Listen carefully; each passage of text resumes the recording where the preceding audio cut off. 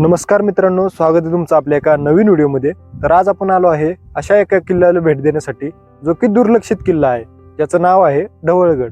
तर चला आपण आता किल्ल्यावर जाऊया. या किल्ल्याच्या पायथ्याशी असलेल्या आंबळे गावातून कच्च्या रस्त्याने किल्ल्यावर जात असताना पायथ्याशी आपल्याला एक चुन्याचा घाणा बघायला मिळतो.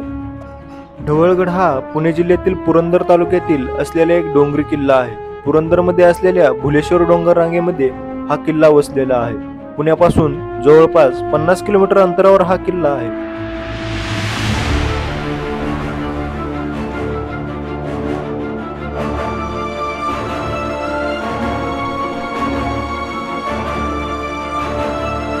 मित्रांनो, जवळपास आपण साधारण 20 ते 30 पायऱ्या चढून आल्यानंतर आपल्याला येथे एक मूर्ती बघायला भेटची, जी की एकाच दगडामध्ये दोन्ही बाजूनी मूर्ती आहे. आणि ही आपल्या मारुतीरायाची मूर्ती आहे. आणि इथून आपल्याला गड दिसतोय, साधारण एक बुरुज दिसतोय आपल्याला ढासळलेल्या अवस्थेत. आणि आता आपण इथून वर जाणार आहोत.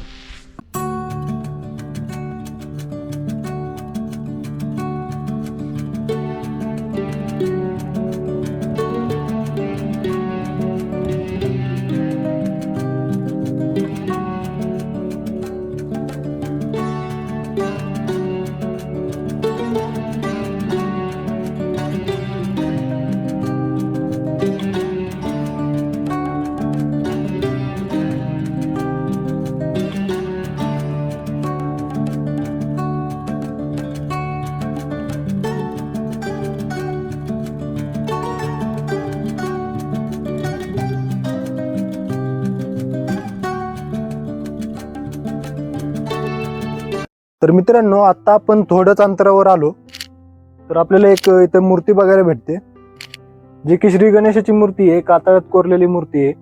आणि इथून आपल्याला समोरच बुरुज पण दिसतोय. तर आता आपण तिकडे चाललोय.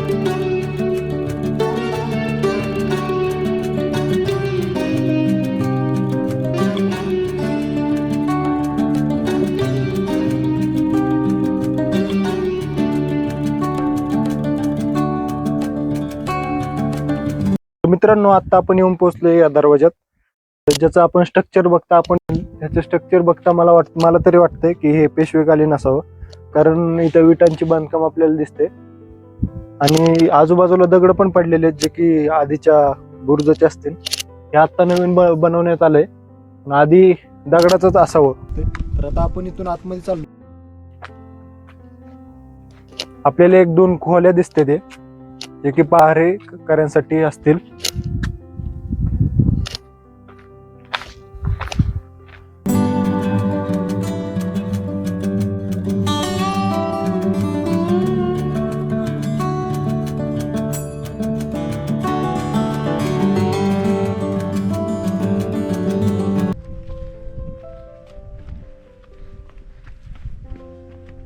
इथे एक आपल्याला पाण्याचं टाकं बघायला भेटते, जे की आधीच्या काळात पिण्यासाठी किंवा वापरण्यासाठी याचा वापर व्हायचा. चांगल्या स्थितीत आहे हा पाण्याचा टाका. आणि इथं समोरच आपल्याला भगवान शंकराचं मंदिर पण बघायला भेटते. इकडं बुरुज ढासळलेला आहे, अजून काही नाही आहे गडावर बघण्यासाठी. त्यामुळेच कदाचित हा दुर्लक्षित किल्ला म्हणून ओळखला.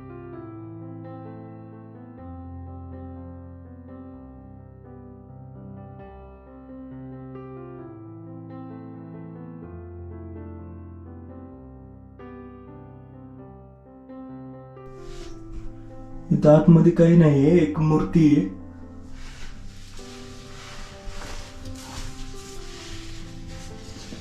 इथून आपण आता निघू.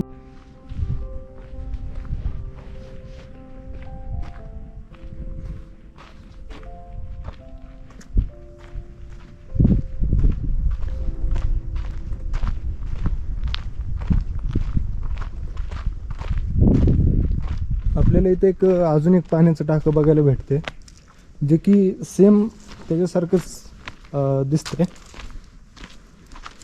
पण इथं आपल्याला त्याच्या आतमध्ये एक पिलर टाईप दिसते. आणि 2 अशा खोल्यासारखे इथं आपल्याला बघायला भेटते. दिसते का याच्यामध्ये कळत नाही, पण दाखवायचा प्रयत्न करतो.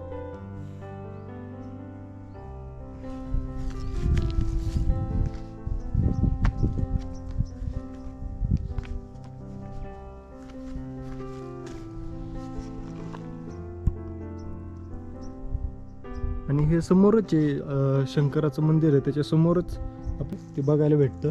आता आपण आतमध्ये जाणार आहोत.